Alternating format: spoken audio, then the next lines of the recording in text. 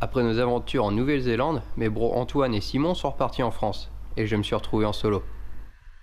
Mais avant de quitter à mon tour la Nouvelle-Zélande pour la suite de mes aventures en Australie, je suis parti tester quelque chose qui me tentait depuis un moment.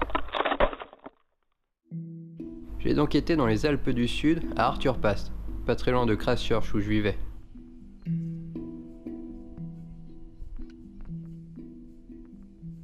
Le petit problème était que j'avais pas prévu qu'entre l'arrêt de bus d'Arthur Pass et le parking de la station de ski, il y avait quelques kilomètres. Et je peux vous dire que j'en ai chié à marcher dans la neige avec mes gros sacs.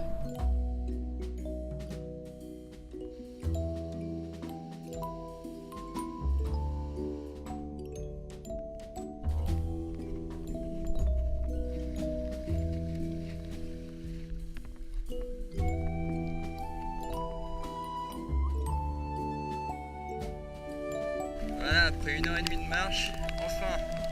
Ouais, maintenant, plus qu'à attendre.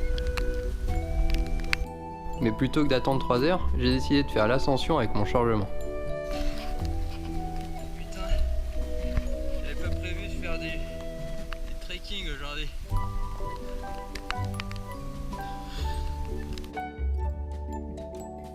Enfin, je vois le bout. Ça m'aura pris 1h30, mais finalement, je suis arrivé à la station de Temple Basin. Après avoir récupéré les équipements, je suis parti tâter la neige. Alors il faut savoir, je n'avais été qu'une fois faire du ski quand j'avais 9 ans. Du coup, pour me préparer, j'avais regardé les tutos sur YouTube. Je vous recommande d'ailleurs la chaîne Snowboard Pro Camp. J'ai donc commencé par m'exercer sur le hillside, c'est-à-dire dos à la montagne, en gérant la vitesse et l'équilibre grâce à mes talons. Puis pareil avec le toe side, beaucoup moins intuitif car on est dos à la descente cette fois. Hey, je suis un rider. Ensuite, pour pouvoir faire des descentes plus longues, il faut monter plus haut. Et pour ça, les kiwis utilisent la rope toe. C'est une corde sur laquelle il faut s'accrocher à l'aide d'un nutcracker relié à notre toe belt et qui va nous tirer.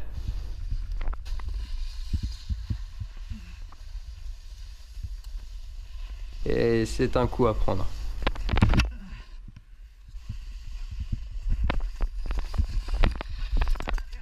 Après une après-midi de gamelle, et grâce au conseil de Dan, je suis devenu un pro de la rope toe.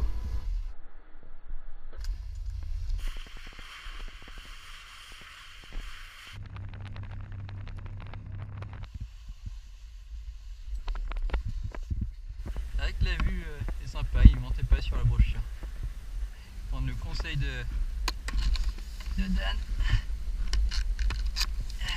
Il me reste quelques jours de snow. Je vais finir cette journée.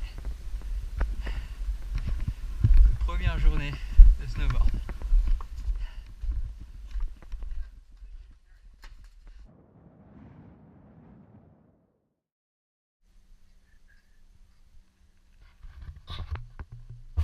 Comme il est tôt, je vais peut-être attendre un peu parce que je tombe et de faire un peu mal. Ouais, les Alpes du Sud ont quand même de la gueule.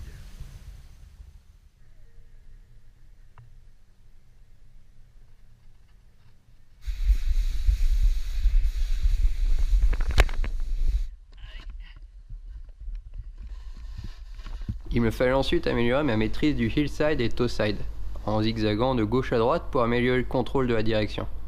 Et c'est important pour passer à l'étape suivante, qui est de tourner, en passant d'une position à l'autre. Parce qu'en gros sur la planche, il y a un sens de descente. On est régular si c'est le pied gauche qui est devant, ou goofy si c'est le pied droit.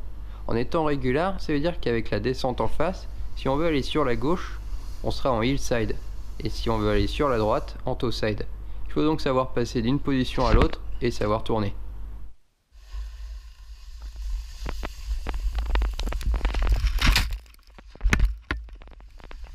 Mon premier essai ne fut pas une réussite.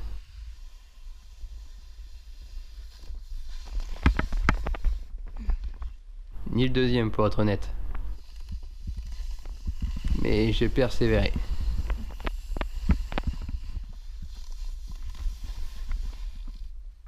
Pour tourner de toe side à hillside, c'était nettement plus simple.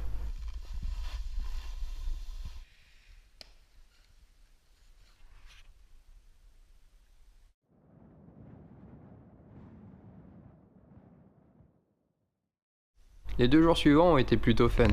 Je me suis bien amusé et j'étais vraiment content de mes progrès.